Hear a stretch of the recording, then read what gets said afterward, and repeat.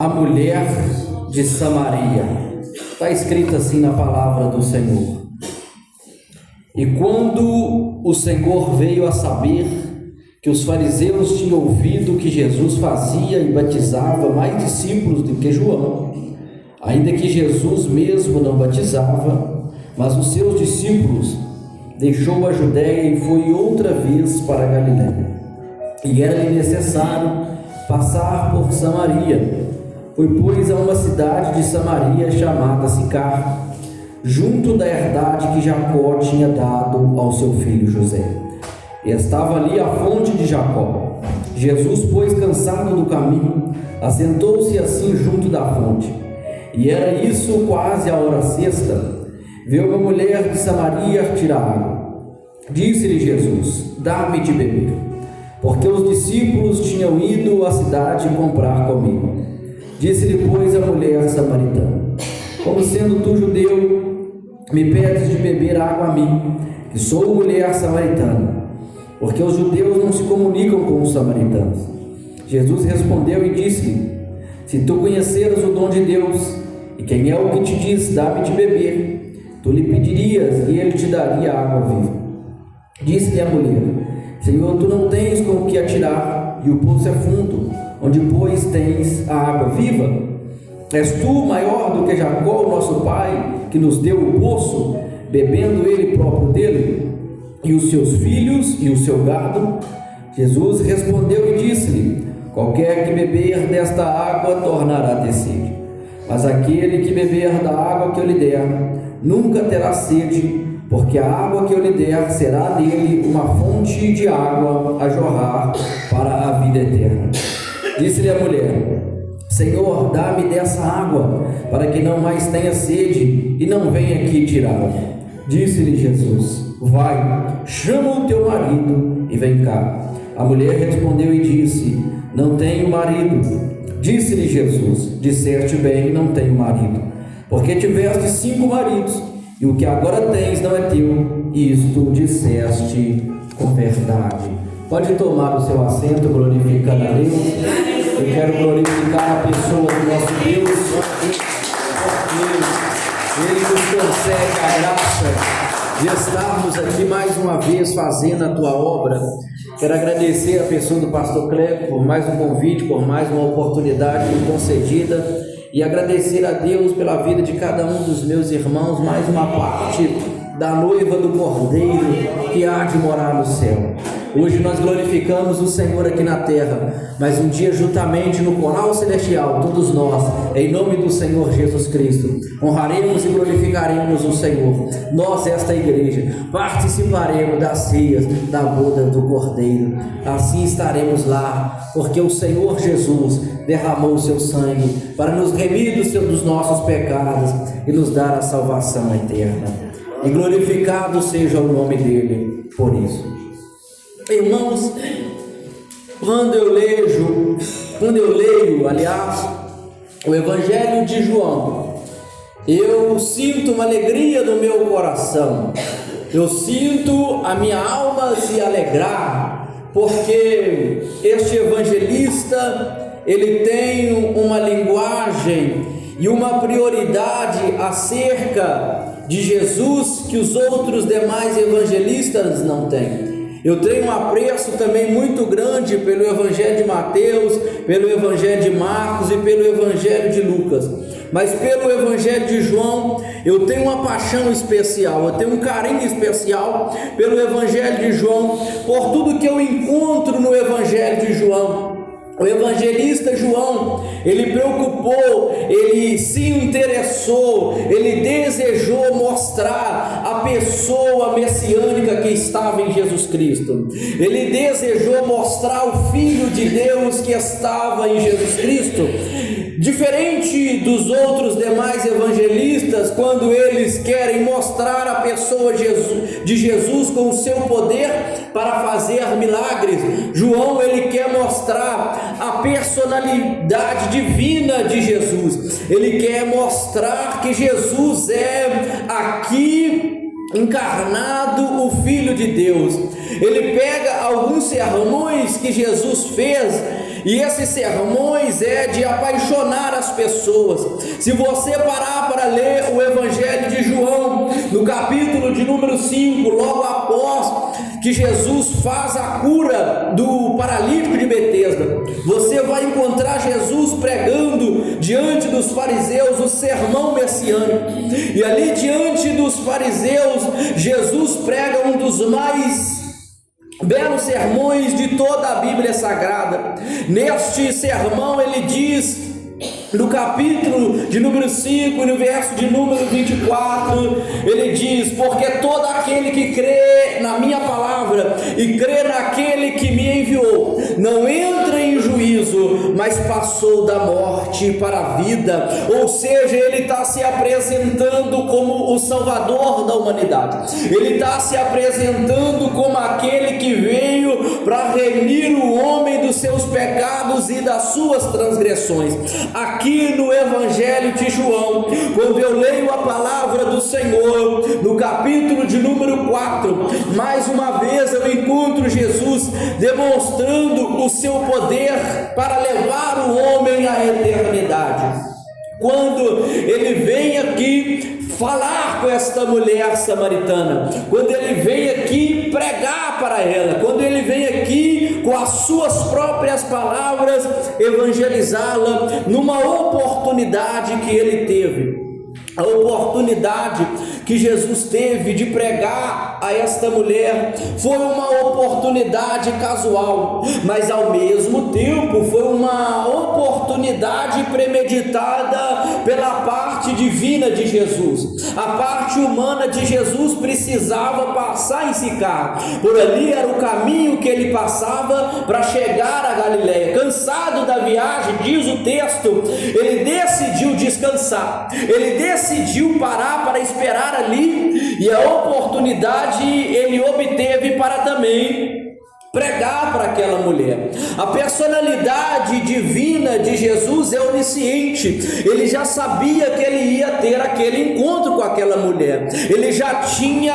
preparado no seu coração o desejo de pregar para ela e de usar ela como canal de entrada para que o evangelho entrasse em Samaria. Ali Jesus ele foi extremamente estratégico, extremamente pontual e extremamente ocasional ali para pregar naquela mulher. Para aquela mulher ele foi intencional. Nós devemos, irmãos, ser intencionais nas nossas ações. Nós devemos, irmãos, ser intencional naquilo que nós fazemos. Eu hoje estou aqui, estou pregando a palavra de Deus, mas não estou pregando aqui por ocasião. Estou aqui com uma intenção, tenho uma intenção no meu coração, ou seja, eu estou sendo intencional. A primeira intenção que eu tenho aqui hoje é de permitir que o Senhor me use como canal de bênção e para a edificação da igreja e do corpo de Cristo.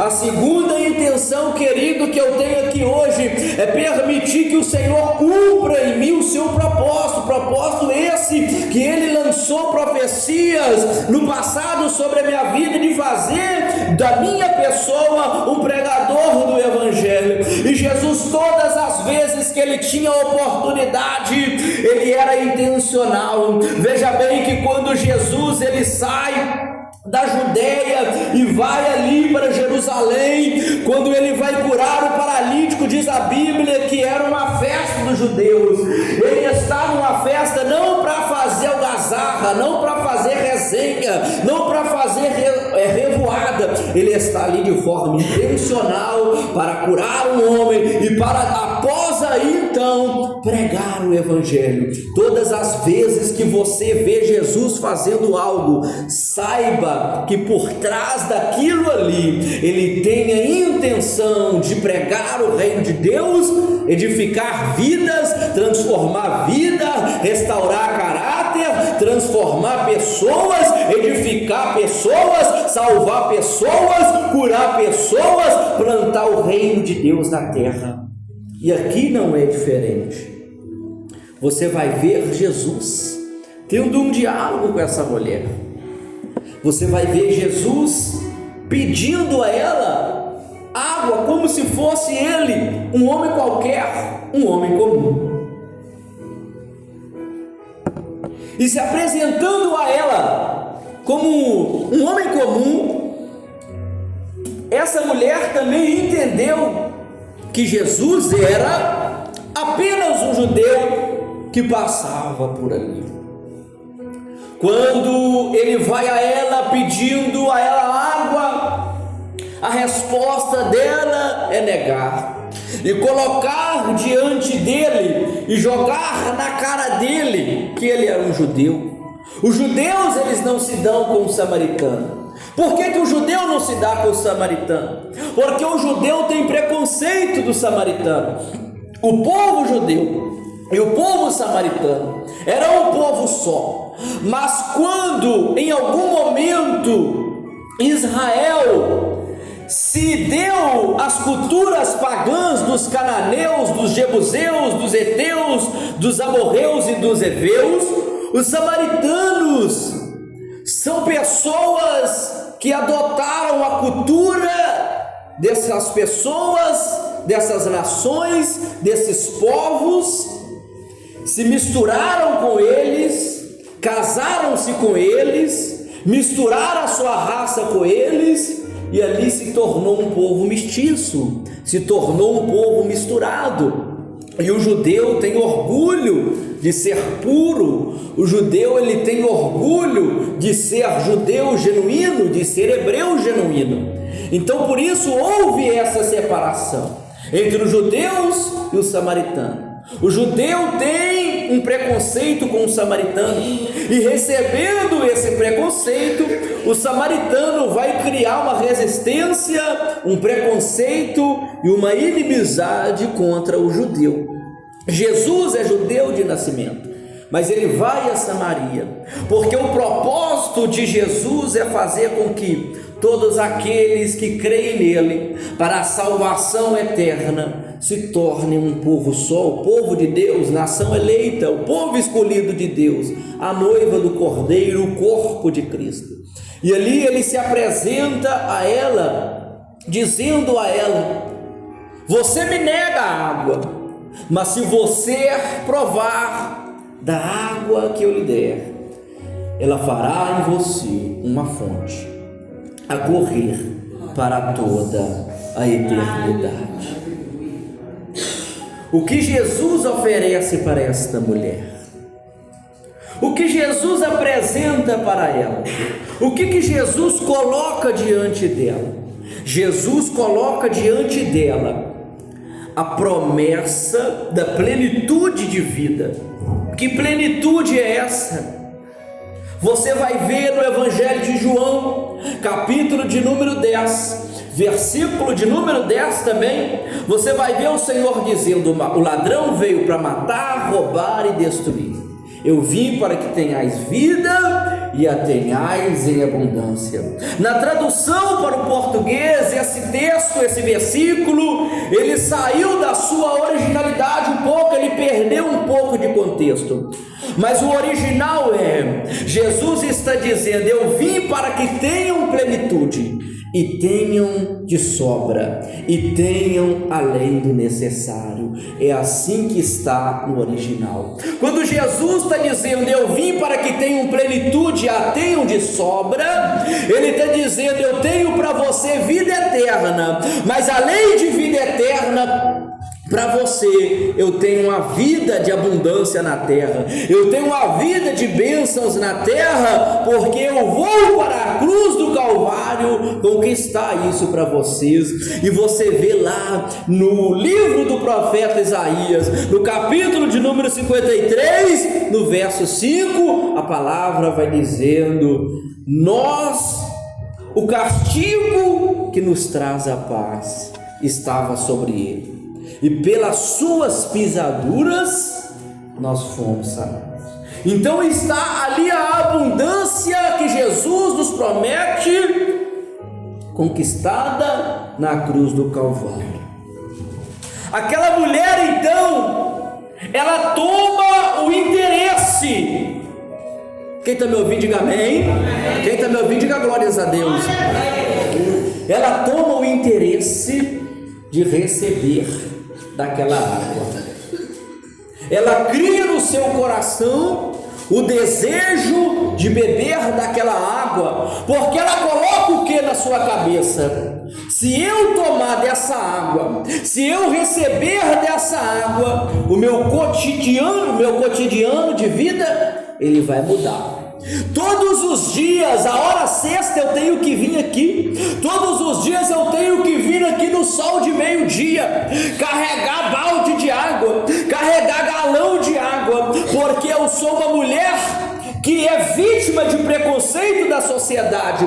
Se eu for na hora do almoço, eu vou encontrar o poço vazio, mas na hora do almoço, meio-dia, é o sol mais quente, e ali então eu vou sofrer o quê? Com o calor, eu vou sofrer com a escassez, eu vou desidratar, eu vou sofrer, eu vou ter que fazer força, eu vou ter que gastar energia, mas agora se eu receber dessa água que ele me promete, acabou hoje o meu sofrimento. E a resposta dela é: então, eu quero dessa água, eu quero beber dessa água, eu quero beber da água que veio da fonte.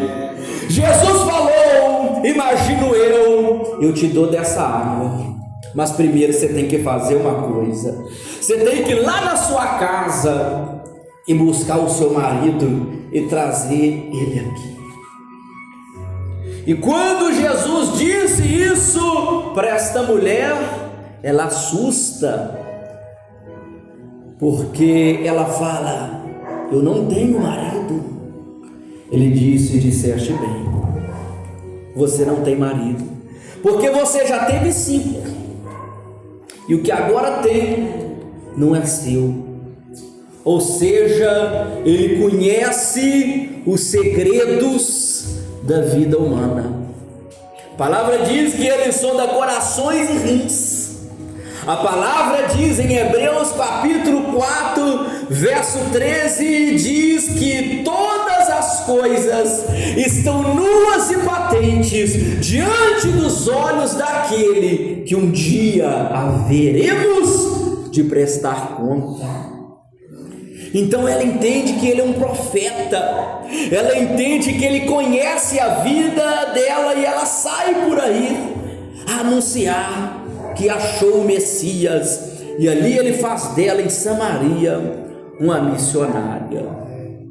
Veja bem que quando ela recebe a promessa de uma água que vai jorrar para a vida eterna, uma água de uma fonte inesgotável, ela coloca na sua cabeça: achei o que eu precisava, achei o que eu necessitava, achei a mudança de história, achei a mudança de vida, achei o fim do sofrimento. E é esse o pensamento que nós temos, meu amigo, quando nós encontramos a Jesus. Quando o Senhor se apresenta a nós e nós viemos a Ele, nós pensamos: agora acabou a escassez, agora acabou a dor, agora acabou o meu sofrimento, agora acabou a vida ruim. Agora eu vou viver uma vida de bonança, agora eu vou viver de glória em glória, agora minha vida vai ser uma vida de triunfo, porque Deus me fez promessas. Deus fez essa promessa àquela mulher, Jesus fez essa promessa àquela mulher. Entende? Eu disse promessa, eu não disse proposta. Porque proposta, ela vem maquiada dizendo: tudo vai mudar, tudo vai ser novo, acabou a dor, acabou a angústia, acabou o sofrimento. O que diz o Salmo 91, no verso 14? Diz assim: porquanto se apegou a mim com amor, eu o salvarei e o livrarei na sua angústia. Então não quer dizer que não tem angústia, porque se Deus livra da angústia, é sinal que, sendo eu crente, mesmo sendo eu um cristão, mesmo eu sendo de Jesus, mesmo eu tendo promessa de Deus, eu terei angústia, mas a promessa é que Ele vai livrar, a promessa é que Ele vai salvar, a promessa é que Ele vai socorrer, a promessa é que Ele vai estender as mãos para dar livramento. Essa é a tua palavra, Jesus. Porque muitas das vezes, meus irmãos, nós confundimos, pastor Kleber, promessa com proposta. Proposta é que o mundo oferece, proposta é que o mundo dá. Qual que é a diferença da promessa da proposta? A diferença da promessa é que Deus fez uma promessa a Isaac dizendo: o maior servirá ao menor. Esta é a promessa. A proposta é: me dá o prato de lentilha que eu te dou a bênção da primogenitura. Ou seja, a proposta, você tem que entregar alguma coisa. Deus é forte. A proposta, você tem que perder alguma coisa. E Esaú, ele perdeu a bênção da primogenitura porque ele aceitou a proposta.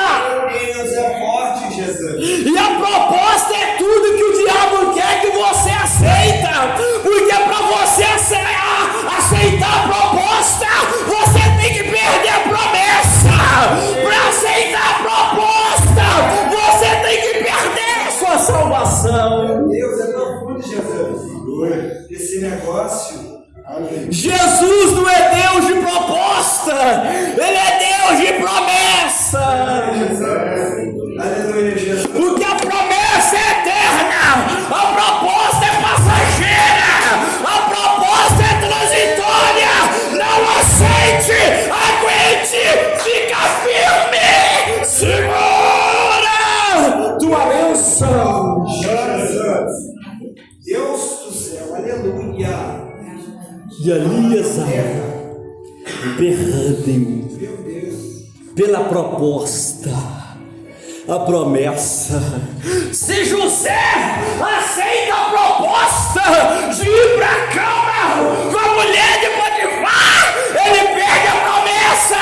Ele fala: eu vou fugir daqui, eu vou embora agora, porque eu não tenho a proposta, eu tenho a promessa.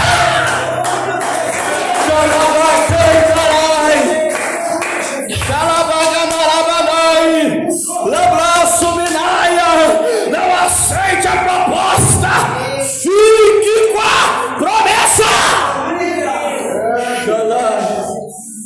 Meu Deus. Maná, Elé, Maná, Subinai, traz para mim o seu marido. Sabe por quê, irmão? A promessa exige uma vida transparente.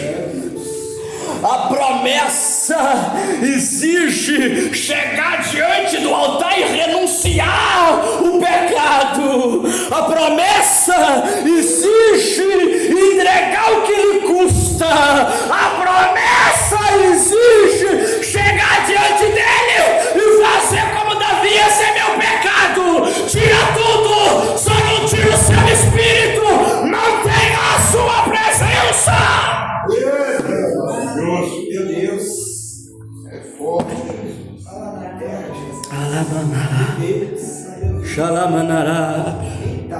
Me mostra na Bíblia uma diferença entre proposta e entre promessa. Vou te mostrar. Começando com Abraão. Abraão recebeu uma promessa. E sabe quanto tempo ele demorou para recebê-la? 25 anos de espera, 25 anos de angústia, 25 anos de dor, 25 anos de ansiedade, mas com confiança e permanência na promessa. Me mostra uma outra história na Bíblia que me faz acreditar entre a diferença da proposta ou a promessa. A proposta do Egito é carregar tijolos, é fazer tijolos em troca de cebola, pepino e alho. A promessa é andar 40 anos para herdar a terra que mana leite e que mana mel. Israel ficou 40 anos, não 40 anos no deserto, 38 anos, 2 anos no deserto, 2 anos no deserto, 38 anos rodeando a cidade de Jericó. 2 anos do Sinai até a entrada de Jericó. Do Sinai até a entrada de Jericó, 2 anos, mas para entrar em Jericó, 38 anos, rodeando a terra. Por quê? Porque a promessa, ela exige, para que eu a receba, uma mudança. Que mudança é essa? Mudança de caráter, mudança de conduta, mudança de postura. É por isso que a proposta é mais fácil. A proposta não exige mudança de caráter, mas a promessa exige. Por isso que demora, por isso que é doloroso, porque enquanto você espera, Deus te aperta. Quanto você espera, Deus te quebra, Deus te refaz. Quanto você espera, Deus te molda. Quanto você espera, Deus te ensina. Quanto você espera, Deus te mostra o caminho certo. Quanto você espera, Deus te transforma.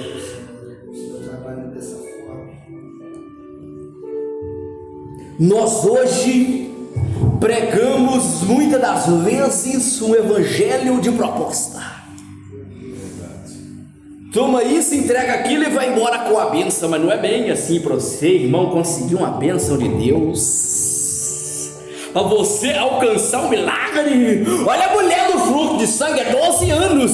Olha o paralítico de Betesda, são 38 anos à espera do milagre, para ainda no final ouvir: vai embora, não peques mais, para que não te suceda coisa pior. Ou seja, você estava passando por um tratamento.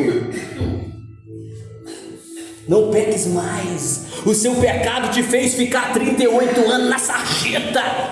O teu pecado fez você ficar 38 anos na paralisia, na dependência, na mendigância, até aprender. Quando deu encontro para ouvir: não peques mais.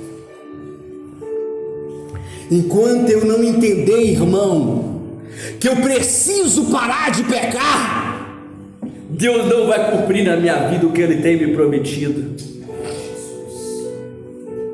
Enquanto eu não entender, irmão, que eu preciso largar o que me afasta de Deus e o que entristece o Santo Espírito, eu não vou ver acontecer nada. Por que a igreja está com tantos anos aqui na terra? É porque ela não está pronta. É porque ela não tem um caráter ainda forjado por Deus para poder ainda alcançar a promessa da vida eterna. O nosso caráter ainda é oscilante. A nossa fé ainda é uma fé com reservas. A nossa vida ainda é uma vida morna, é uma vida mais ou menos. Mas no dia que Jesus olhar para a terra e achar uma noiva sem mácula, e achar uma noiva íntegra, de um caráter incorruptível, Ele busca ela. Aí a promessa se cumpre. Aí acontece o que é para acontecer.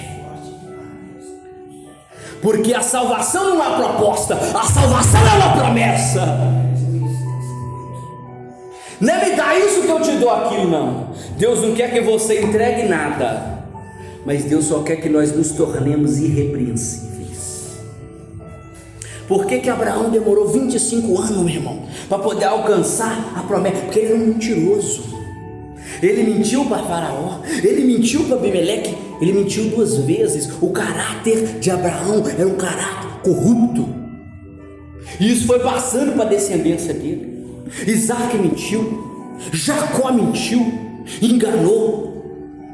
Deus vai fazer você esperar o tempo que for necessário, até o dia que Deus olhar para você e disser: ali está para mim um vaso escolhido,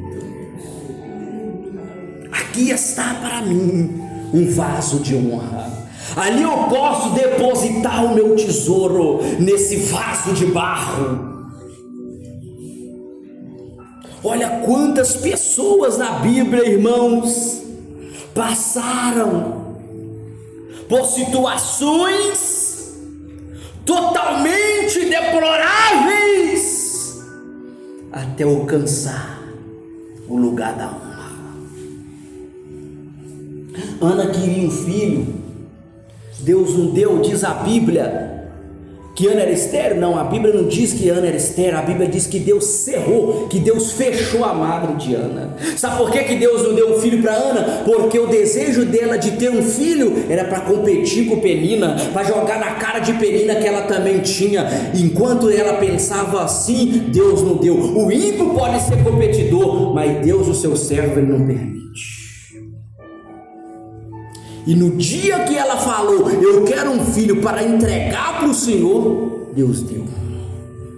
Porque Deus só vai me dar aquilo que serve para o reino. A Bíblia diz que o menino crescia e servia o Senhor diante do sacerdote Eli. Ou seja, servia a obra de Deus, servia o reino de Deus. O que você quer, meu irmão, tem que servir para o reino de Deus. O que você deseja, o que eu desejo, tem que servir para o reino de Deus. Tem que servir para o crescimento da obra, para a edificação do reino de Deus na terra e para a cooperação com o Evangelho.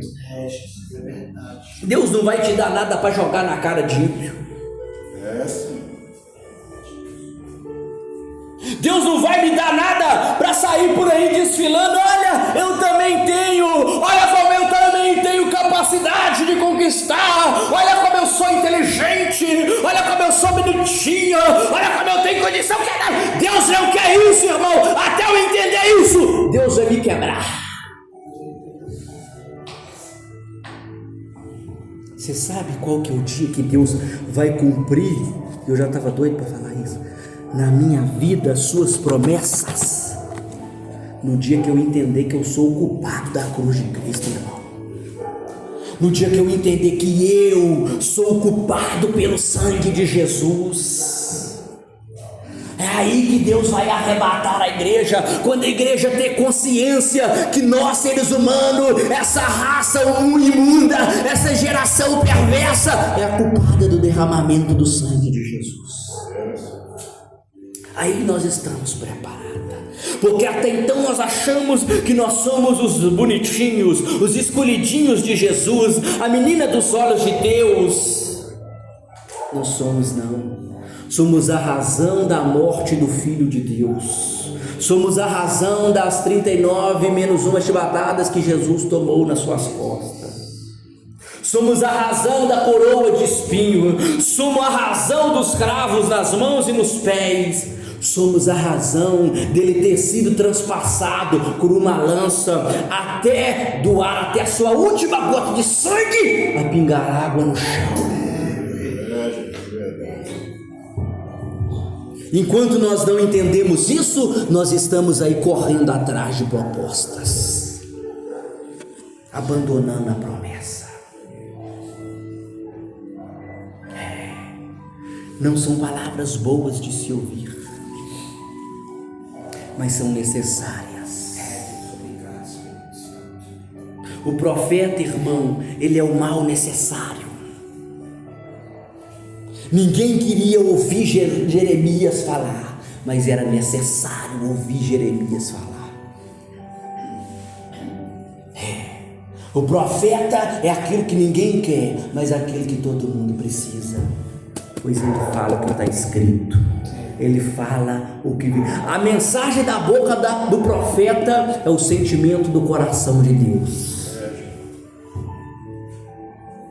E a igreja precisa aprender, irmão, que evangelho não se fala de troca, que evangelho não se fala de proposta. Nós estamos à espera de uma promessa que nos vai levar para uma vida incorruptível. Nós estamos à espera. Você viu Jesus? Ela entendeu errado, irmão. Ela entendeu como proposta, mas ele não fez uma proposta, ele fez uma promessa.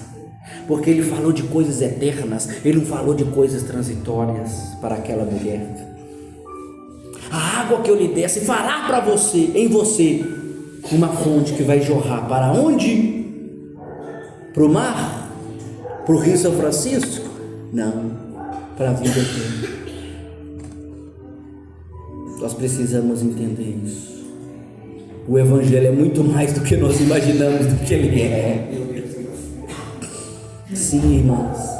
Me mostra que Jesus, para cumprir na minha vida a sua promessa, ele exige de mim uma mudança de caráter. Vai lá, traz os 6 homens que você teve até hoje, sacrifica no altar, aí você recebe a água que vai jorrar para a vida eterna. Sacrifica a vida promíscua que você viveu trocando de homens até hoje, sacrifica ela, que aí a promessa vai se cumprir, aí você vai ter a água que vai jorrar para a vida eterna. Porque a proposta não exige caráter, mas a promessa existe mudança genuína, arrependimento genuíno. Não é arrependimento de remorso, é um arrependimento que faz o coração doer. E todo dia você lembra e fala: Jesus, eu fiz, me perdoa, o teu sangue é suficiente. Mas você vai lembrar com dor todo dia. Todo dia você vai lembrar com dor. A partir do momento que você lembrar do seu pecado todo dia com dor, você está arrependido. A partir do dia que você lembrar do seu pecado, entendendo que o seu pecado é a razão da morte de Jesus, você está arrependido.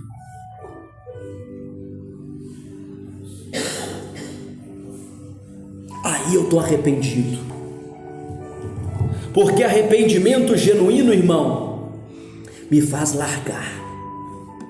Eu aprendo com Zaqueu quando ele diz: se eu tenho roubado alguém, eu devolvo 4 vezes mais. Isso é arrependimento. É entender, irmão, que em algum momento da sua vida você foi fraudulento, que em algum momento da sua vida você pecou. Mas você agora quer a presença do Mestre com você. E para manter a presença do Mestre com você, você necessita sacrificar até aqui o que tem te roubado a promessa. E eu vou deixar essa mensagem para você refletir. Você entende o Evangelho como uma proposta, ou você entende o Evangelho como uma promessa de salvação? É isso que Deus quer que nós entendamos. Deus tem tudo para mim. Deus quer todo o bem para mim. Deus quer o melhor para mim. Quer. Mas primeiro, Ele exija de mim que eu pegue meu eu e jogue na lata do lixo. Que eu pego o meu ego e vomito ele. Que eu pego a minha personalidade e a vida que eu acredito ser a vida certa e jogo fora para viver a vida que Deus quer que eu viva. Esse é o desejo do coração de Deus. Esse é o desejo do coração de Deus. Isso que Deus quer para nós. Isso que Deus quer para mim. Lembrando que Deus tem milhares e milhares de coisas boas para nós. Deus tem para nós uma saúde abençoada, porque é a promessa dele. Plenitude e sobra. João 10:10. Deus tem para nós um salário abençoado, um carro abençoado, uma vida abençoada, uma vida próspera, um salário abençoado, uma casa abençoada, um carro abençoado, plenitude de vida tem. Mas antes de me entregar isso, Ele quer ver o que eu sou disposto a entregar por amor a Ele, para herdar aquilo que Ele prometeu. Fica de pé no seu lugar em nome de Jesus. Aleluia, Senhor. Vamos orar ao Senhor, porque o Senhor precisa nos ajudar. Nós somos carentes da ajuda do Espírito Santo, porque se o Espírito Santo não nos ajudar, nós trocaremos a promessa pela proposta. Feche os seus olhos no seu lugar agora. Pai soberano, muito obrigado por essa palavra. Que ela certifique, meu Pai, no nosso coração que é verdade. Que os nossos ouvidos estejam apurados para ouvir a Tua palavra. Cumpra em nós, meu Pai, o Teu querer. Nos ajuda a rejeitar o prato de lentilha, para viver, meu Pai, em função da promessa que o Senhor nos fez. No nome de Jesus, aviva essa igreja, abençoa essa igreja, restaura essa igreja, transforma essa igreja e leva ela, meu Pai, ao caminho genuíno da cruz, para que ali então nos arrependamos e entendemos o motivo e a razão do sacrifício de Jesus, pois nós ficamos com a promessa e não com a proposta. Em nome do Pai, do Filho e do Espírito Santo. Amém. Aplauda o Senhor Jesus.